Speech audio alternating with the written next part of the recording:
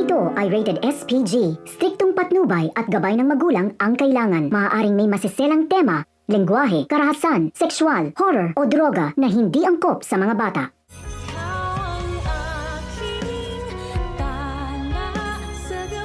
Don Pepe magagawa kaya nitong makatakas at masabi nito ang mga nalaman niya, at ang kasamaan ng mag-inang Moira at Zoe, at sasabihin kaya ni Doc Katie ang nakita niyang pag-iwan ni Doc Carlos kay Lynette sa mga kamay ng mga magnanakaw, na iniwan niya si Lynette, mailigtas lang niya ang kanyang sarili. Ano kaya ang susunod na plano nila RJ upang matagpuan nila si Don Pepe? Mga nag-iinit na nga ang mga eksena at kabang-abang sa abot kamay na pangarap, sa pag-asa nila Giselle na mabawi ang kanilang Papa Pepe.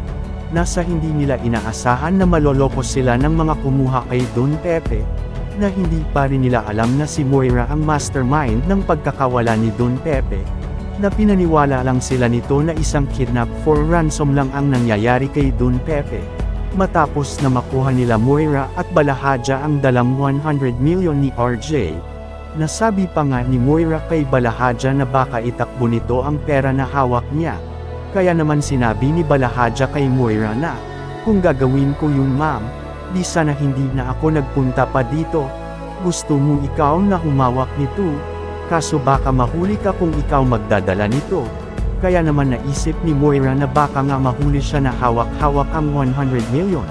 Kaya namang sinabi nito na umalis na si Balahadja at bumalik na sa warehouse. Na sila Annalyn naman at ang tatay niya ay hindi na nga alam ang susunod nilang gagawin. Dahil sa naloko si RJ na nakausap niya sa phone, na pinaniwala siyang nasa tambakan ng mga basurahan nilagay si Don Pepe. Kaya naman habang naghahalongkat sila RJ at Annalyn ng mga basura, ay dating naman ni Giselle, na hindi nga nito gusto ang mga nangyayari sa kanila, lalo't na iniisip nito na hindi niya kaya mag-isa kapag nawala si Don Pepe sa kanya, na ang nasa isip ni Giselle ay mawawala na siya ng kakampi at makakasama sa buhay.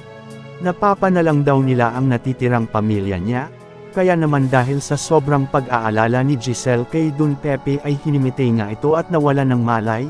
Kaya naman nang babagsak na nga ito ay sinapo nila RJ ang nila Annalyn at mga kaibigan niya, na si Don Pepe naman ay nakakita ng paraan upang maisagawa niya na makatakas. Nang makita nga ni Zoe ang lolo Pepe nito na nahihirapan at masama ang pakiramdam nito dahil sa natamong sugat sa pagkakabugbog na tinanggap ni Don Pepe kila Balahadja, kaya naman sa pag-aalala ni Zoe ay sinubukan nga nito na gamutin ang mga sugat ni Don Pepe. Kaya naman nang tatanggalan na niya ng mga nakatali kay Don Pepe, ay nakita nga ni Don Pepe ang pagkakataon na makatakas, kaya naman hinawakan nito ang ulo ni Zoe at ipinalo sa lamesa na ikinahilo at kinabagsak ni Zoe, kaya naman kinuha din ni Don Pepe ang baril na ibinaba ni Zoe, nang makalabas na nga ng warehouse si Don Pepe, na dating naman ni Balahadja at nakita nito si Don Pepe na tumatakas. Kaya naman nang hahabulin na nito si Don Pepe ay labas naman ni Zoe na nakahawak ito sa kanya ulo dahil sa sakit ng pagkakauntog nito. Nasabi nga ni Zoe kay Balahadja na huwag nito babarilan ang lolo Pepe niya. Nasagot naman ni Balahadja na bahala na raw, na si Doc Katie naman ay makikita ang ginawang pag-iwan ni Doc Carlos kay Lynette, na mas inuna nito ang sarili niya kesa ang kaligtasan ni Lynette.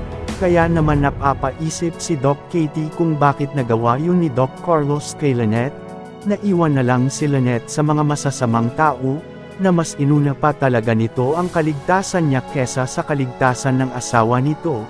Sasabihin kaya ni Doc Katie kay Lynette ang mga nakita niya, at magagawa kayang makatakas ni Don Pepe matapos siya magpaputok ng baril, at sino kaya ang tinamaan nito? At yan ang ating aabangan mga ka-Viral PH.